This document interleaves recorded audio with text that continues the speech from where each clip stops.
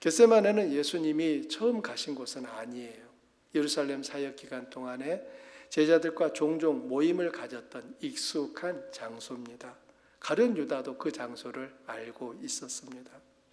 그럼에도 예수님은 그곳으로 가십니다. 도망치지 않으십니다. 대신 그때를 준비하십니다. 그렇다면 예수님의 준비는 무엇이었습니까? 바로 아버지께 간절히 기도하는 것이었습니다. 우리는 예수님이 자주 기도하셨다는 것은 알지만 그 기도의 내용이 무엇이었는지는 잘 알지 못합니다. 그런데 오늘 본문에서 우리는 예수님의 기도 내용을 매우 구체적으로 들을 수 있습니다. 겟세마네 동산에서 예수님과 제자들은 같은 밤, 같은 장소에 있었지만 전혀 다른 선택을 합니다. 그 갈림길이 오늘 우리에게 무엇을 묻는지 함께 살펴보겠습니다. 마가복음을 보면 예수님은 기도하실 때마다 홀로 하셨습니다. 오늘 본문에서도 예수님은 제자들과 거리를 두고 홀로 기도하십니다. 이것은 당시 종교 지도자들이 자신들의 기도한다는 것을 과시하기 위해서 했던 기도의 모습과 전혀 다릅니다. 종교 지도자들 어디서 기도합니까? 시장에서, 또 사람들이 많이 모이는 그런 광장에서 기도를 했습니다. 그런데 예수님은 홀로 기도하십니다. 예수님은 사람에게 보이기 위해 기도하신 것이 아니라 하늘에 계신 아버지께 기도하셨습니다. 그런데 예수님 혼자 가시지 않으셨어요. 세 명의 제자들 베드로, 야고보, 요한을 곁에 데리고 가셨습니다. 이들은 변화산에도 함께 했던 제자들입니다. 흥미롭게도 이 세 명의 제자들 모두 예수님을 위해 기꺼이 죽음의 잔도 마시겠다고 공언했던 자들이었습니다. 과연 그들은 그 공언을 지킬 수 있을까요? 33절과 34절을 함께 여러분 읽어봅니다. 심히 놀라시며 슬퍼하사 말씀하시되 내 마음이 매우 고민하여 죽게 되었으니. 주님은 죽음의 때가 점점 다가오자 매우 고민하며 괴로워하기 시작하셨다고 기록합니다. 예수님이 이토록 괴로워하신 이유가 무엇일까요?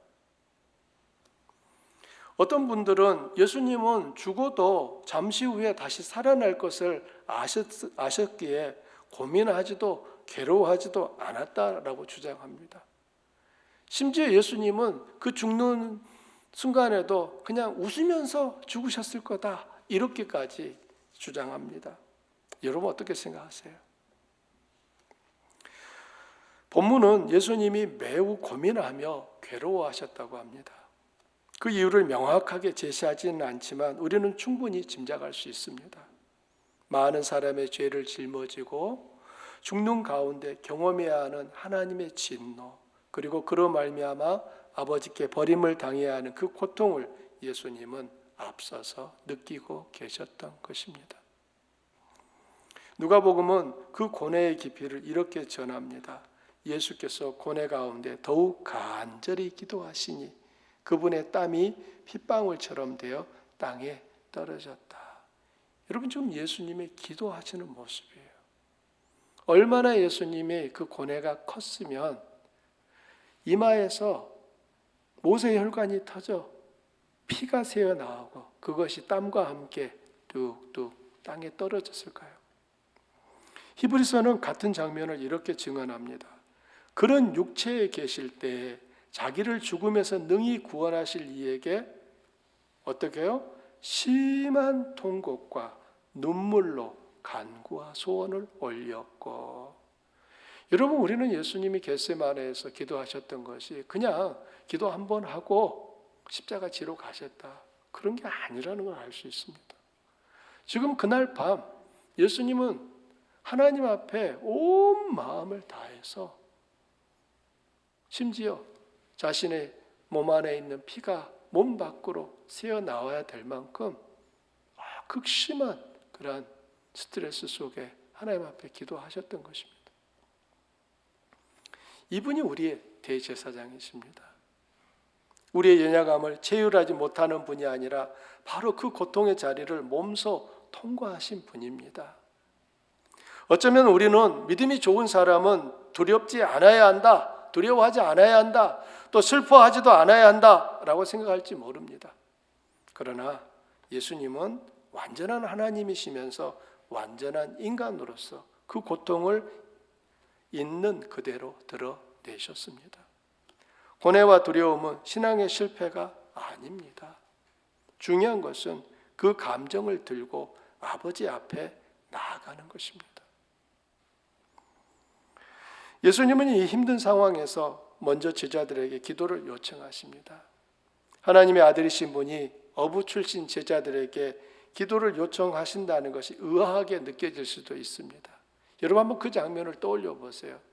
예수님 지금 마음이 몹시 힘들어요. 그래서 제자 베드로, 야고보, 요한에게 기도를 부탁합니다. 뭐라고 말씀하셨을까요? 어떻게 말씀하셨을까요? 베드로야, 또는 시몬아, 아마 시몬아 했을 것 같아요. 시몬아, 나를 위해서 좀 기도해 다오. 야고보, 요한, 나를 위해서 좀 기도해 다오. 여러분, 하나님의 아들이 지금 어부 출신 제자들에게 기도해 달라고 부탁을 하고 있어요. 여러분 어떻게 생각하세요?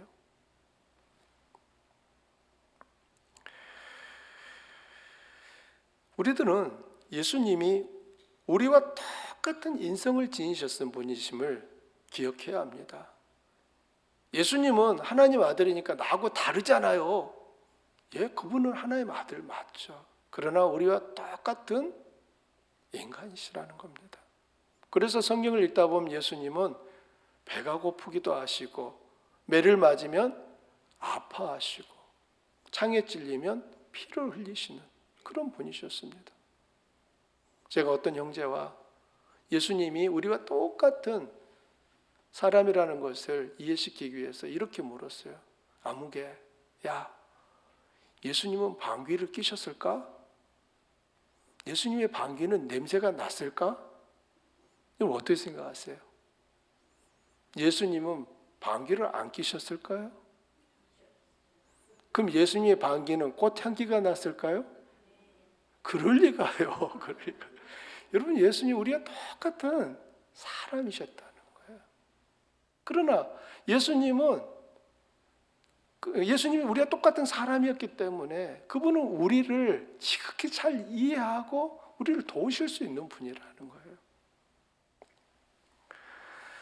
사람은 누구나 기도가 필요하다는 것을 우리는 예수님이 제자들에게 기도를 부탁하는 것에서 확인할 수 있습니다.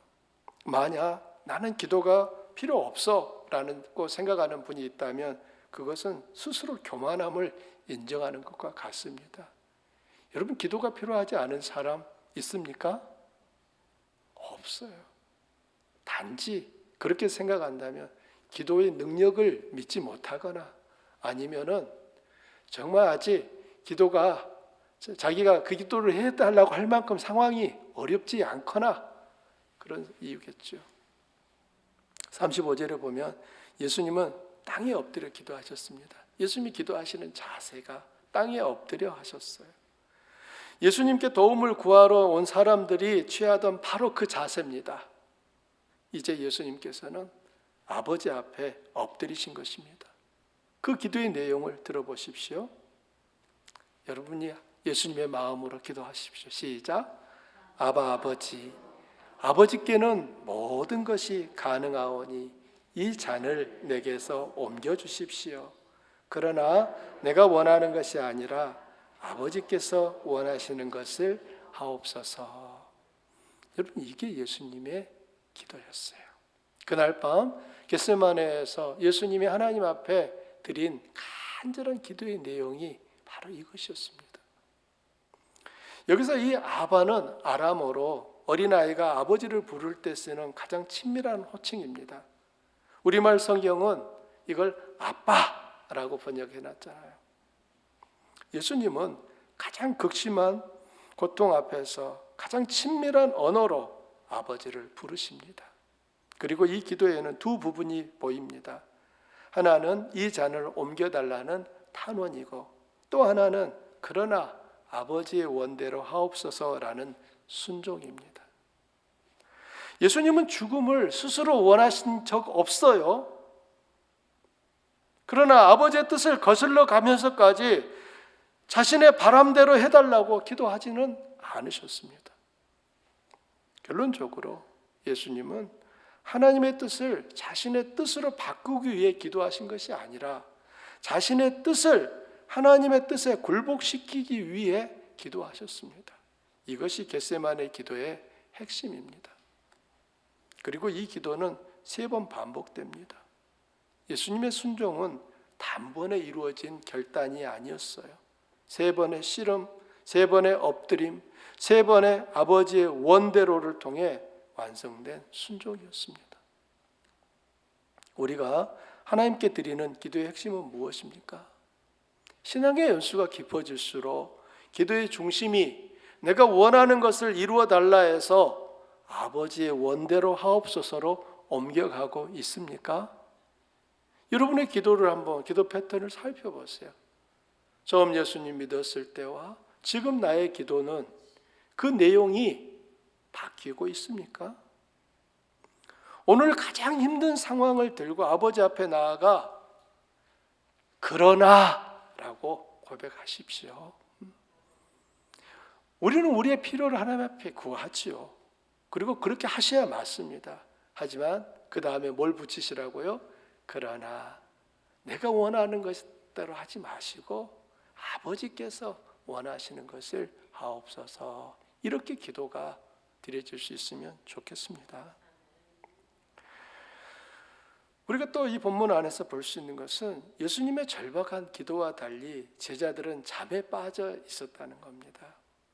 분주하고 힘든 하루, 6월절의 만찬 준비, 그리고 깊은 밤, 이 모든 것들은 제자들의 이 잠든 것이 전혀 이해가 안 되는 건 아니에요. 우리도 기도하다 보면 졸 때가 있지 않습니까? 그러나 생사의 기로에서 땀이 핏방울처럼 되도록 기도하시는 예수님과 비교할 때 제자들의 이 순간 책망받아 마땅합니다. 마가복음 14장 37절로 한번 보십시오. 여러분 읽어보십니다. 시몬아 자느냐? 내가 1시간도 깨어 있을 수 없더냐? 시험에 들지 않도록 깨어 기도하여라. 첫 번째 기도하고 제자들에게 오신 예수님이 보게 된 것은 제자들이 자고 있는 것이었습니다. 예수님 누구를 부르셨어요? 시몬. 여기서 시몬은 베드로입니다. 예수님이 특별히 이 베드로를 지목하여 부르신 것은 의미심장합니다.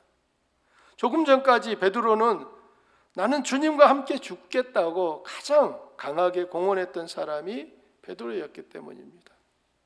예수님은 곧이어 베드로가 부인할 가능성을 아시면서 미리 경고하고 계신 것입니다. 그러면 베드로만 잤습니까? 38절 하발절을 보면 매우 중요한 진리가 있어요. 마음에는 원이로되 육신이 약하도다.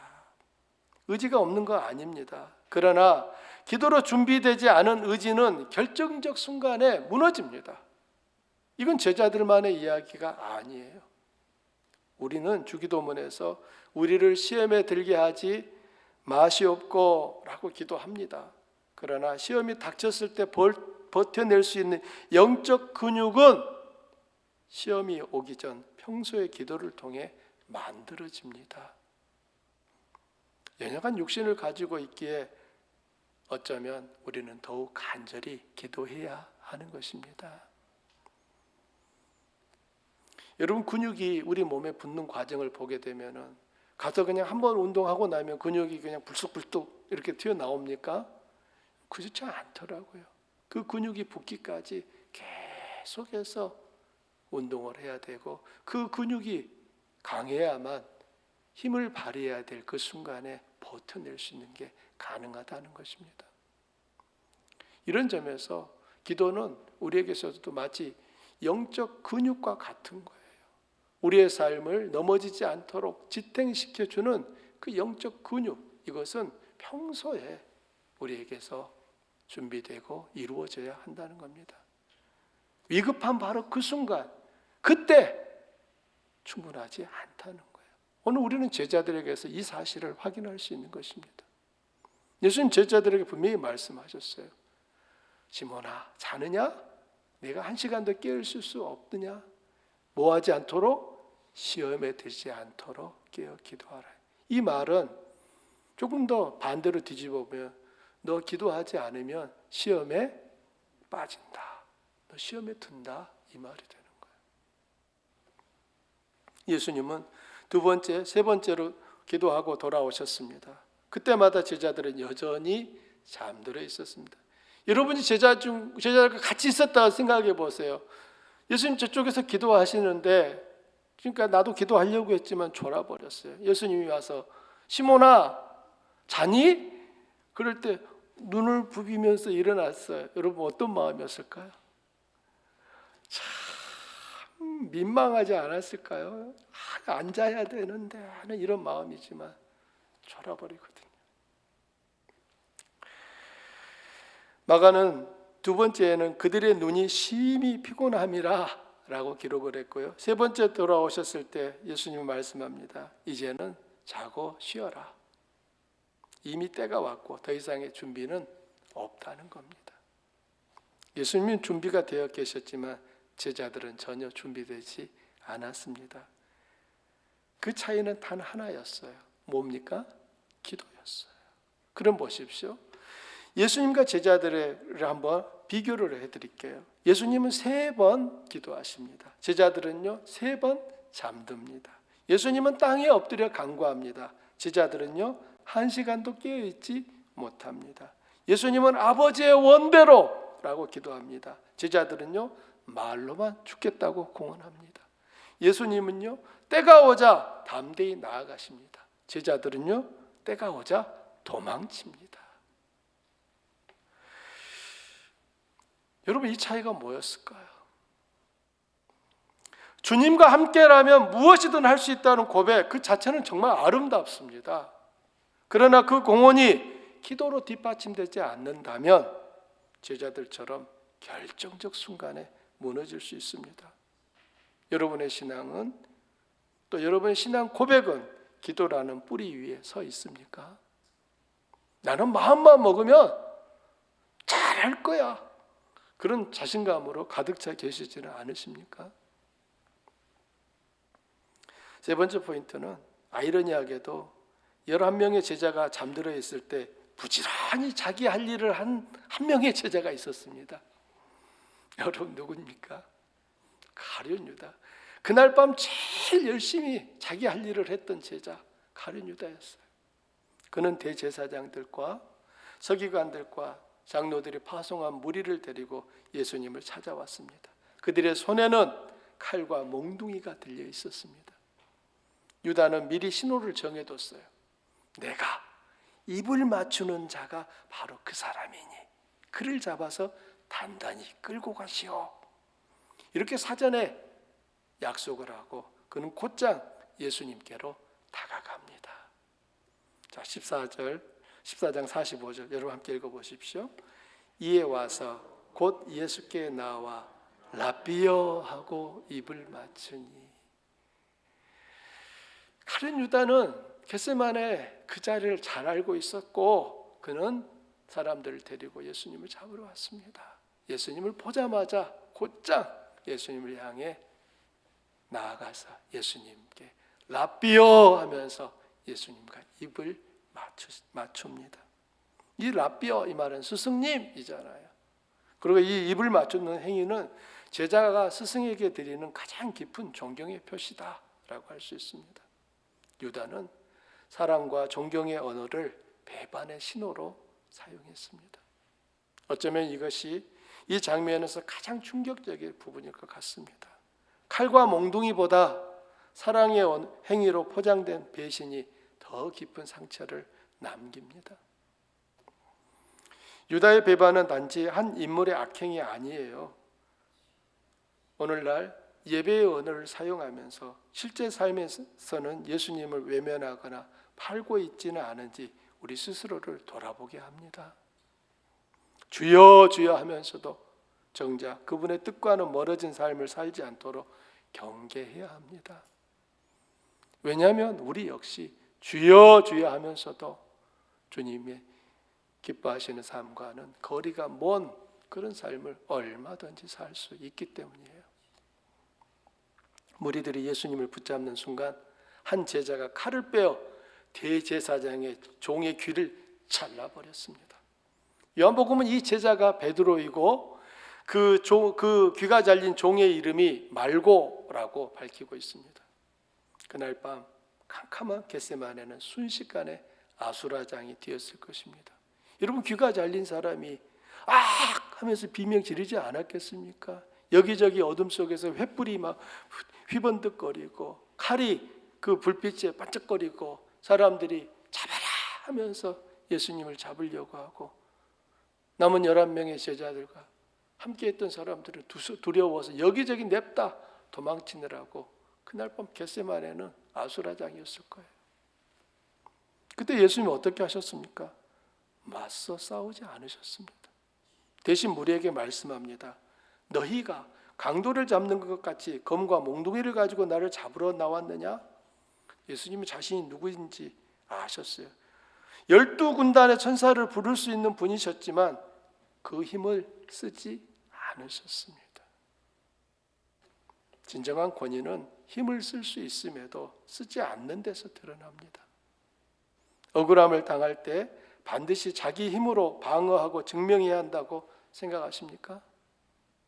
때로는 변명하지 않는 것, 보복하지 않는 것이 더 깊은 신앙의 성숙입니다.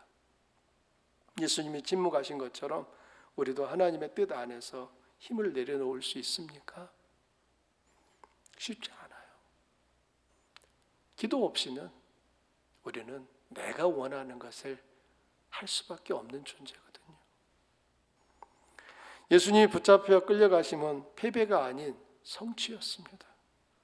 내가 날마다 너희와 함께 성전에 있으면서 가르쳤으되 너희가 나를 잡지 아니하였도다. 그러나 이는 성경을 이루려 함이니라. 예수님이 체포되는 순간에 말씀하신 거예요. 이는 성경을 이루려 함이니라. 이 말씀은 이사야 53장 12절을 가리키는 것으로 보입니다. 이사야 53장 12절 말씀이 이런 말씀입니다. 그가 자기 영혼을 버려 사망에 이르게 하며 범죄자 중 하나로 헤아림을 받았음이니라. 예수님은 강도가 아니셨음에도 철저히 강도로 여겨지셨습니다. 예수님의 좌우편에 있는 사람들이 누구였어요? 강도들이었습니다.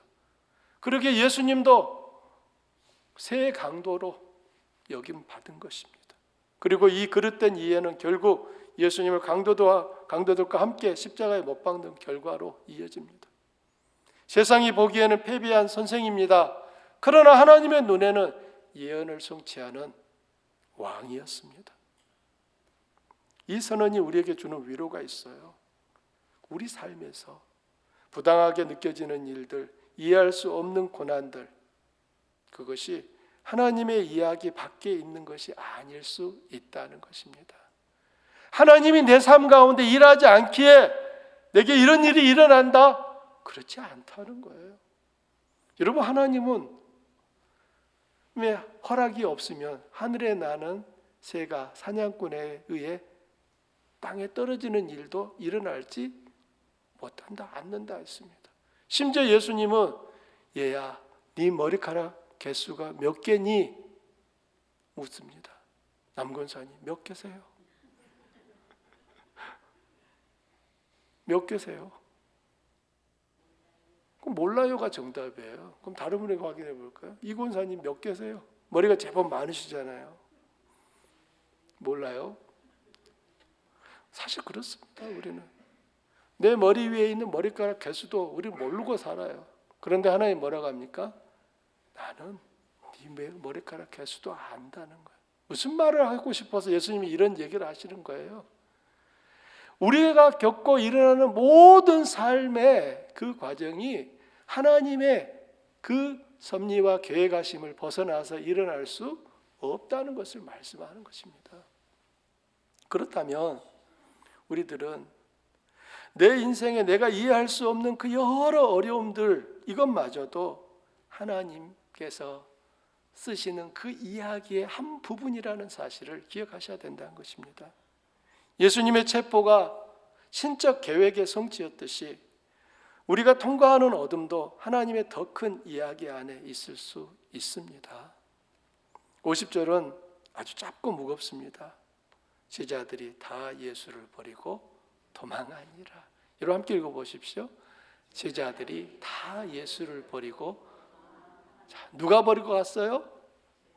자, 몇 명만요? 다. 3년을 함께 했던 제자들, 주여 내가 주와 함께 죽을지언정 부인하지 않겠다고 했던 베드로까지, 이것은 예수님의 예고하신 대로 이루어진 것입니다. 그리고 마가는 51절과 52절에 독특한 사파를 하나 더 붙입니다. 혼입을만 두른 한 청년이 예수님을 따라오다가 다른 사람이 붙잡으려고 하자 그 혼이불을 버리고 벌거벗은 채 도망쳤다는 것입니다. 속된 말로 그가 아주 내밀한 속옷을 입은 상태였는지 아닌지 그건 잘 모르겠어요.